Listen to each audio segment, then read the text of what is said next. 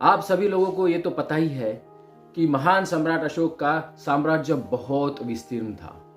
हिमालय से लेके कन्याकुमारी तक, हिंदू कुश पर्वतों से लेके अफगानिस्तान बलूचिस्तान तक, यहाँ तक कि आर्या आराकोसिया जैसे ग्रीक स्टेट्स भी उनके साम्राज्य में शामिल थे। पर इतने बड़े साम्राज्य को उन्होंने विकास, अनुशासन और सद्धम्म की चरम सीमा तक कैसे पहुंचाया होगा। तो आइए जानते हैं उनके गवर्नेंस के बारे में। सम्राट अशोक ने इतना बड़ा साम्राज्य 5 कंट्रोलिंग एरियाज में डिवाइड कर दिया था। So first one was Magadh, which was controlled by himself. Second one was Takshashila, under which it comes Afghanistan, Balochistan, Pakistan, Punjab and Kashmir. The third controlling area was Suvarnagiri, which was whole south area, and after that it was Ujjaini, so under which we have Gujarat, Kathiawar and Malwa. And उसके बाद आता है the fifth and last controlling area, which was called as Thosli, under which we have Kaling and the surrounding areas. साम्राज्य के सारे main और strategical decisions सम्राट अशोक ही करते थे। हर प्रांत का एक महामंत्री या सूबेदार रहता था और वो उस एरिया के लिए रिस्पॉन्सिबल रहता था। हर सूबे या एरियाज को बहुत सारे डिस्ट्रिक्ट्स में डिवाइड किया रहता था और ये महामंत्री और सूबेदार जो रहते थे वो उनके लिए आईएएस और या जिलाधिकारी चुनते थे। महामंत्री या सूबेदार के नीचे राजूक पद के ऑफिसर्स रहते थे। प्रजा के सुख दुख का विचार करना, उनके कल्याणकारक योजनाओं का चिंतन और उसका इम्प्लीमेंटेशन राजूक अधिकारियों का काम था। राजा के आदेशों की घोषणा करना और उनका परिपालन प्रजा से अच्छा हो रहा है कि नहीं, इस बात का ध्यान रखना, ये इसमें एक्सपर्ट थे।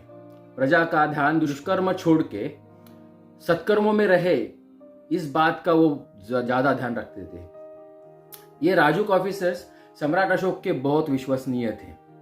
राजा को छोड़ के किसी अन्य को उनके डिसीजंस में इंटरफेयर करने की अनुमति नहीं थी और इन राजूक अधिकारियों के नीचे आदेशिक ऑफिसर्स रहा करते थे। You can call them as a divisional commissioners today's language. So राजूक ऑफिसर्स की जो स्कीम्स थी, कल्याणकारी स्कीम्स थी, उनका इम्प्लीमेंटेशन अपने डिविजन्स में करना, ये इन आदेशिक ऑफिसर्स का काम रहता था। और इन आदेशिक ऑफिसर्स के नीचे महामात्र ऑफिसर्स रहते थे। डिफरेंट डिपार्टमेंट्स के लिए इंडिपेंडेंट महामात्र रहते थे। रास्तों के दोनों साइड पे छाव के लिए पेड़ लगवाना, एवरी 8 कोस के अंतर पे कुएं खुदवाना और उन्हीं कुओं के पास प्राणियों के लिए भी हौद खुद बांधना, मनुष्यों के लिए हॉस्पिटल्स खुलवाना।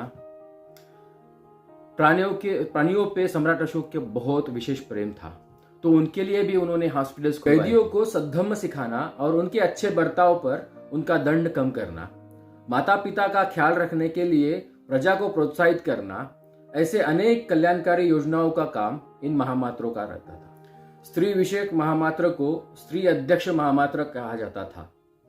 वो स्त्रियों के रिलेटेड इश्यूज को एड्रेस करते थे और उनके उन्नति के लिए योजनाएं बनाते थे। धम्म के वृद्धि के लिए, धम्म के प्रचार और प्रसार करने के लिए धम्म महामात्र अपॉइंट रहते थे। सम्राट अशोक और धम्म महामात्र खुद धार्मिक दौरों पर जाते थे, दान धर्म करते थे और धम्म चर्चाओं के लिए धम्म परिषदों का आयोजन भी करते थे। उनके बाद में वज्रभूमिक अधिकारी आते थे जो पशुपालन, डेयरी मैनेजमेंट, गार्डन मैनेजमेंट, उस समय पे आमरवन बहुत रहते थे तो उनका मैनेजमेंट, लेक्स, कुएं और धर्मशालाओं का मैनेजमेंट ये अधिकारी देखते थे।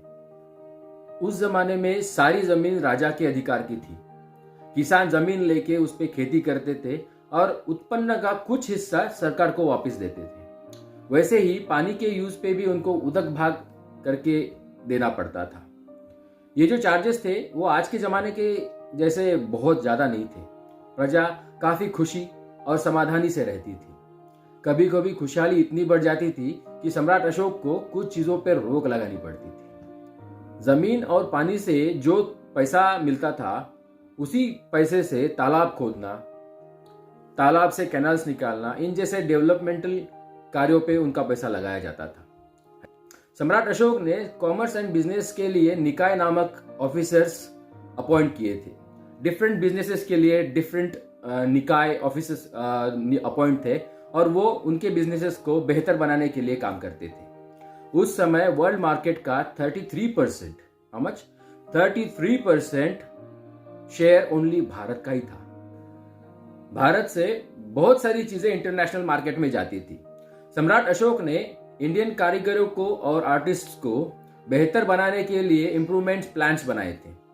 निकाय रहते थे वो इंटरनेशनल वस्तुएं खरीदते थे और उनको इंडियन कारीगरों को देके उनको वो चीजें बनाने के लिए प्रोत्साहित करते थे। राष्ट्र उन्नति के लिए सद्धम्म और सुनीति से बनी हुई शील संपन्नता बहुत इंपॉर्टेंट है और इसीलिए उन्होंने उचित शिक्षण प्रसार पे ध्यान दिया।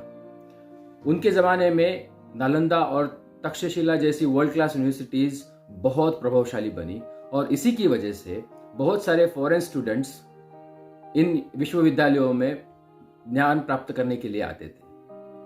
आपको तो पता ही होगा कि सम्राट अशोक का साम्राज्य बहुत विस्तीर्ण था, बहुत विशालकाय था और इतने बड़े साम्राज्य की रक्षा करना भी बहुत इंपॉर्टेंट था। हालांकि उन्होंने कलिंग युद्ध के बाद में किसी भी राज्य के साथ, किसी भी राष्ट्र के साथ युद्ध नहीं किया था, पर कूटनीति के हिसाब से उन्होंने अपनी मिलिट्री को ऑल द टाइम रेडी रखा।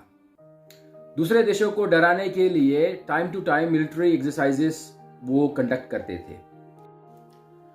सारे डिपार्टमेंट्स का काम ठीक तरह से चल रहा है कि नहीं, ये देखने के लिए सम्राट अशोक ने स्पेशल सीक्रेट एजेंट्स अपॉइंट किए थे और उनको प्रतिवेदक कहा जाता था। इनके दो टाइप्स थे, लो प्रोफाइल प्रतिवेदक और मिलिट्री प्रोफाइल प्रतिवेदक। लो प्रोफाइल प्रतिवेदक जो थे वो आम लोगों में घुल मिल के रहते थे, व्यसनाधीन लोगों में घुल मिल के रहते थे और सारी इंफॉर्मेशन कलेक्ट करके राजा को बताई जाती थी। मिलिट्री सीक्रेट एजेंट्स जो थे वो मिलिट्री के सारे लेवल्स में शामिल होकर पूरी इंफॉर्मेशन राजा को बताते थे। अगर कहीं पे षड्यंत्र चल रहा होता तो वो राजा को अपने आप पता चलता था। द ग्रेट एम्परर सम्राट अशोक की ये जो ब्रिलियंट मैनेजमेंट सिस्टम थी वो तथागत बुद्ध के सिखाए गए सद्धम्म और सुनीति पे आधारित थे। उन्होंने बिना किसी युद्ध किए कंटिन्यूअस 37 ईयर्स सक्सेसफुल शासन किया और ऐसा करने वाले वे दुनिया के एकमेव चक्रवर्ती सम्राट थे। उनके इस महान प्रज्ञा, प्रेम, करुणा, त्याग, मृदुता और साधुता भरे किंगशिप को दिल से प्रणाम।